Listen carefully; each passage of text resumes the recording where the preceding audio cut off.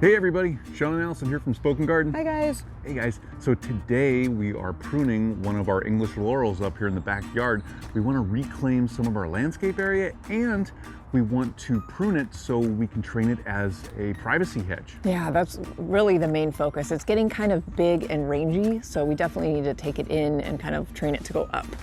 So that'll be cool. Yeah, and right now it's a good time to prune it because it's just getting done flowering. And for most plants, that's a great time to prune it. That's true. Yep. So yeah, so let's get to it. Okay, you guys, we're heading up into the very back corner of our yard here, and it's kind of, we always laugh and call this the wild native side of our yard, because we have some roadies in here, we have a lot of salal, and it's kind of crazy. Yep, it's a work in progress. Kind of an untapped area that we're saving for later. Yeah, so but today here is our project, what we're gonna tackle here to reclaim what you see out here for this landscape area, because we want to plant out here. This is an area, part of our terrace project that we're gonna start planting and start developing. But before we do that, we gotta clear it out and make that space available. And to do that, we need to prune this large English laurel shrub, almost tree, back.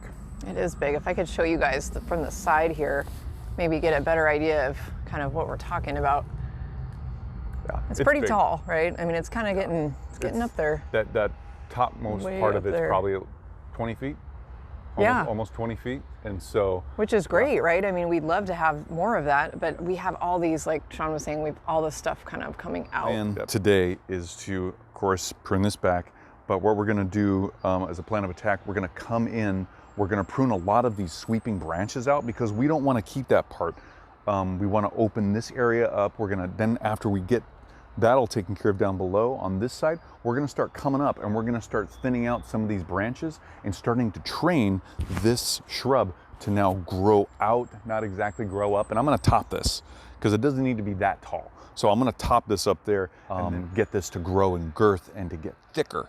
And so that's pretty much the plan today. There's a couple other bigger pieces I'm going to need to cut out over here, but really what I'm going to do is I'm going to start down here and reassess as I go through and prune. And with that reassessment, I might not have to prune as much, I might have to prune a little bit more, but you never know until you get into a large shrub like this. Wanted to show you this English laurel, it's done flowering for the year. You can see right here, here's one of its flowers.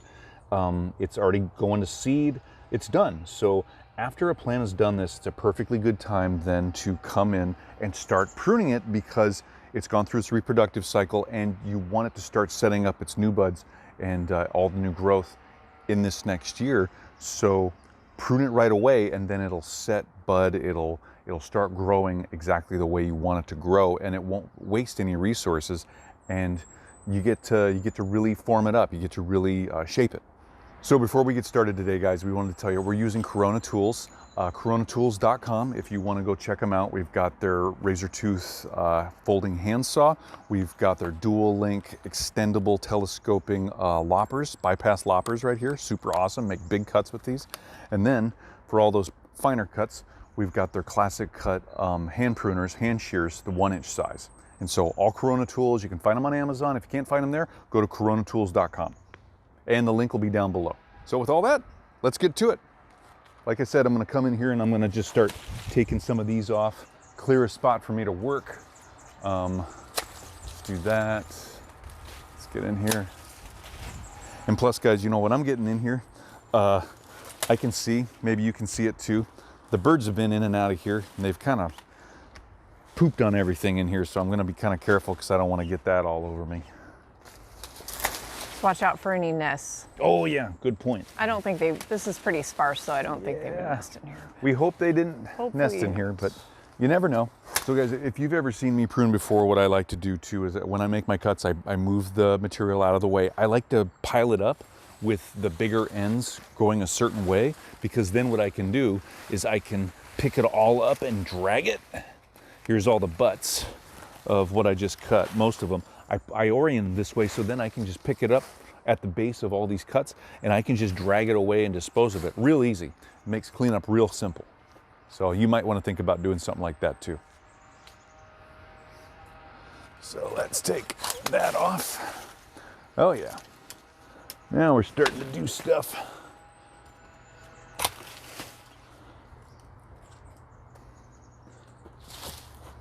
Get that in there. There we go. See what I just did? I just removed all that material. We've just reclaimed all of this landscape area. We can use this to plant in, put some mulch down, really beautify this area now. But it was all covered before by this huge English laurel.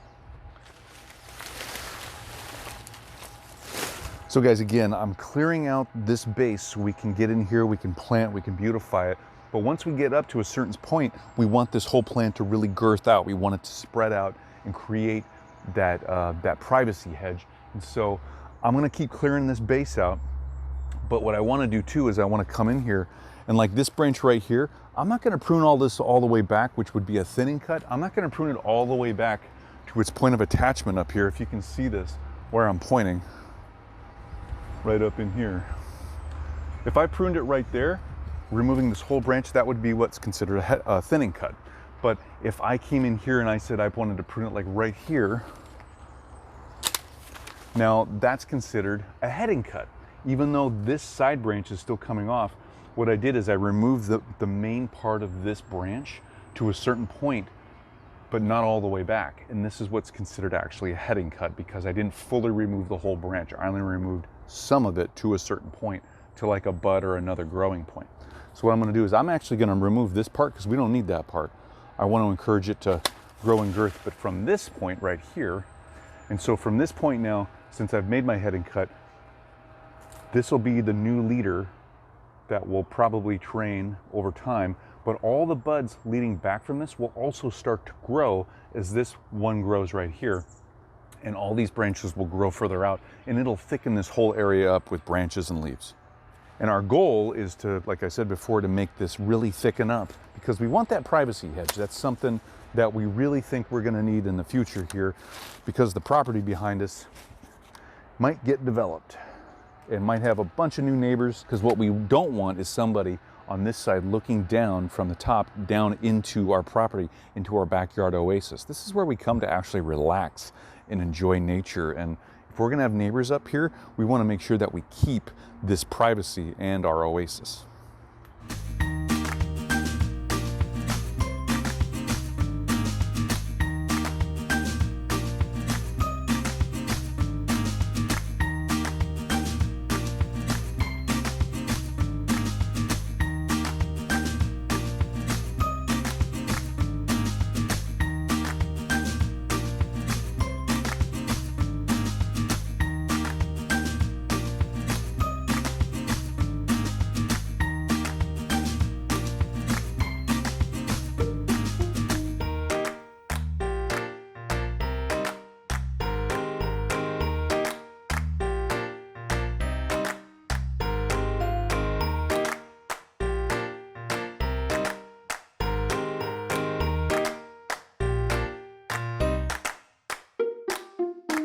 Okay, you guys, so we are, I think Sean's done, right? I think so too, yeah. Think you got everything you wanted up here? Yeah, we cleared out the bottom. We just reclaimed all of this space. I mean, there's like probably 25, at least 25 square feet right here that we just reclaimed. This is awesome. It's funny because there's parts of this yard I don't think I've ever seen the ground. I forgot how big this laurel was and how much space it actually took up. Mm-hmm.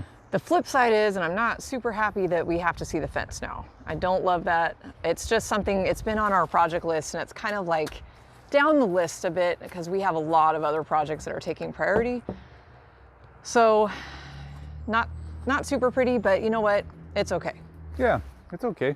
I mean, we're gonna replace it anyway eventually, so yes. No big deal. Hopefully in the next year, that'll be on the plan there. You know, now we've not only reclaimed this area, but we've also gone through and basically hedged, made all these heading cuts and made a kind of a rough hedge around the whole perimeter of the plant, and we topped it. We actually removed the couple of main leaders leading up on this tree or this shrub, and so it's gonna keep the height down. We're training the plant to actually grow out now. Once you top a tree, any tree or shrub, you're literally telling that plant, you're saying, don't grow up anymore, grow out. And that's what we've done here. We've done that with the top portion of the plant, and we've done that all the way around with all the main stems and branches. So it's gonna fill out this whole summer. It's really gonna thicken up. So guys, that's how we're gonna train this English laurel and a couple others as they keep growing. Hopefully you learned something. about pruning your English laurels and forming a hedge or a privacy hedge. Pretty cool. Yeah, you know, the cool thing about laurels is they grow so fast. Oh, yeah. Especially in our climate and in the right conditions, right? Oh yeah. But we, like Sean mentioned earlier, we're prepping in advance for the sale of a big piece of property behind us that's basically been a green belt for years, probably close to 50 years. And they're probably going to start taking some really, really old growth trees down, and we're not happy about it, but there's nothing we can do about it. So the best thing that we can do is get ready for it by training these laurels. And we're going to be planting some more laurels because we have cuttings all over our yard. Yep, we've got little seedlings. Or seedlings, not and, cuttings. Yeah, so, but yeah, we might take cuttings We might too. take cuttings. I know. I think we should think about that. That'd be fun. Totally should. Yeah. So yeah, guys, so if you have any comments or questions about what we did here today or how we did it, go ahead and leave those down below for us. We love hearing from you. And make sure to subscribe so you don't miss our future garden care videos.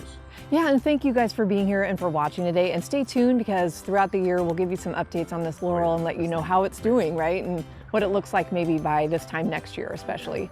So we'll be back with our next video. So stay tuned and have a great day, you guys. Have a great day, everybody. Bye, everybody. Bye-bye.